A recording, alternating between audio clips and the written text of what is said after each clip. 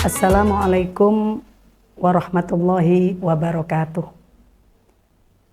Bismillah, alhamdulillah. Alhamdulillahilladzi ja'ala Ramadan syahrul barakah wa syahrus sa'adah wa syahrul ibadah wa syahrul khairu khalqillah. Wassalatu wassalamu ala Rasulillah wa ala alihi wa sahbihi wa mawalah. Wa ba'du. Pemirsa yang dirahmati oleh Allah, alhamdulillah, tidak terasa puasa kita ada di hitungan yang ke-13. Alhamdulillah. Dikatakan dalam ilmu pendidikan, diibaratkan akhir-akhir daripada masa-masa ujian itu adalah disertasi. Disertasi kita 10 akhir dari bulan Ramadan itu sangat sulit sekali. Maka dengan berbagai tips yang telah diajarkan oleh Rasulullah SAW pada 10 akhir Ashrul Awakhir min Ramadan, agar kita mendapatkan yang namanya Lailatul Qadar, yaitu sebagaimana hadis yang diriwayatkan oleh Sayyidah Aisyah radhiyallahu anhu, an Aisyah radhiyallahu anha qalat kana Nabi sallallahu alaihi wasallam idza dakhala al-ashru min Ramadan syadda mi'zarahu wa ahya lailahu wa aiqadha ahlahu. Apabila masuk 10 hari terakhir dari bulan Ramadan, Rasulullah merapatkan sarungnya dan menghidupkan malamnya dan juga membangunkan keluarganya untuk melakukan ibadah kepada Allah Rabbul Izzah. Maka dari itu, amalan-amalan yang dilakukan oleh Rasulullah Sallallahu Alaihi Wasallam untuk meraih Lailatul Qadar itu adalah melakukan iktikaf selama 10 hari di akhir dari bulan Ramadan. Anjuran bagi para perempuan yang punya suami, mohon izin dulu kepada suaminya. Dan kalau belum punya suami atau perempuan yang sudah sepuh, izin kepada anaknya. Dan kalau perempuan yang tidak sepuh dan belum punya suami, itu boleh melakukan iktikaf, asalkan tidak menjadikan fitnah, asalkan jauh dari fitnah. Kemudian 10 hari terakhir Rasulullah SAW di akhir itu membaca doa, banyak membaca doa. Banyak membaca doa, memperbanyak doa, minta kepada Allah Subhanahu wa Ta'ala, di mana kita tahu Ramadan setiap doa dikabulkan, diijabah, setiap permintaan atau permohonan ampun diampuninya, setiap nafas bernilai tasbih, kemudian tidur pun bernilai ibadah.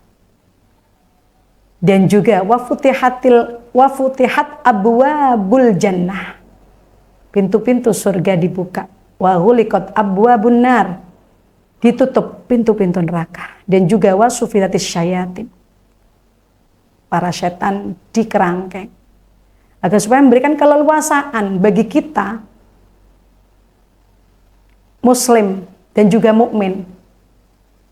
Maka esensi daripada kita berpuasa itu adalah man shoma ramadhana imanan wahtisaban ghufira lahu ma taqaddama min dzambihi wa man qoma ramadhana imanan wahtisaban ghufira lahu ma taqaddama min dzambihi.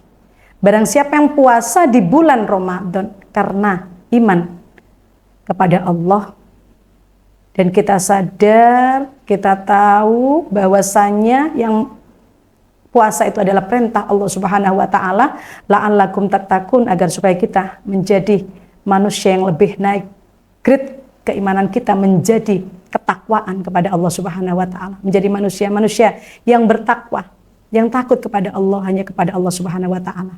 Dan juga wahtisaban libtigha'i mardatillah, karena untuk mencari ridha Allah semata, dan juga melakukan ibadah-ibadah di bulan Ramadan itu, selain puasa wajib, melakukan sholat malam, kemudian juga membaca Al-Quran, bersodakoh, afdhalus sodakoti sodakotun fi Ramadan, melakukan birrul walidain, melakukan kebaikan-kebaikan yang lainnya di bulan Ramadan, menegakkan itu semuanya, yaitu semata-mata iman kepada Allah, wahtisaban, dan untuk menggapai ridha Allah Subhanahu wa ta'ala, maka akan diampuni dosa-dosanya. Itu esensi daripada nilai ibadah di bulan Ramadan. Pemirsa yang dirahmati oleh Allah Subhanahu wa ta'ala, maka dari itu ada tips-tips yang diajarkan oleh Rasulullah agar kita bisa mendapatkan Lailatul Qadar, yaitu dengan cara kita beriktikaf di masjid. Kita ibadah, kita membaca Al-Quran, kita zikir, kita tasbih, kita sholawat, kita berdoa, memperbanyak doa pada Allah Subhanahu wa ta'ala. Waktu yang sangat singkat sekali, cuma 1 bulan. Fasilitas ini diberikan kepada kita, umat Islam, khususnya umat Nabi Muhammad sallallahu alaihi wasallam. Kemudian juga kita melakukan amalan kebaikan, kita melakukan ibadah-ibadah, dan kita menjauhi amalan-amalan keduniawian semata-mata untuk meraih ridha Allah Subhanahu wa ta'ala. Kemudian juga malamnya memperbanyak sholat tahajud, sholat hajat, sholat taubat, sholat tasbih, dan juga yang lainnya, sholat hajat tadi sudah, okay? Kemudian saudara-saudariku yang dirahmati oleh Allah, pemirsa yang rahimakumullah, juga kita memperbanyak doa, dan juga doa yang ma'thur dari Rasulullah SAW, yang ketika itu Sayyidah Aisyah bertanya kepada Rasulullah, wahai Rasulullah, sa'altu Rasulullah sallallahu alaihi wasallam, idza waqaftu Lailatul Qadari, apabila saya menemui Lailatul Qadar, bima ad'u, doa apa yang spesifik saya panjatkan pada Allah?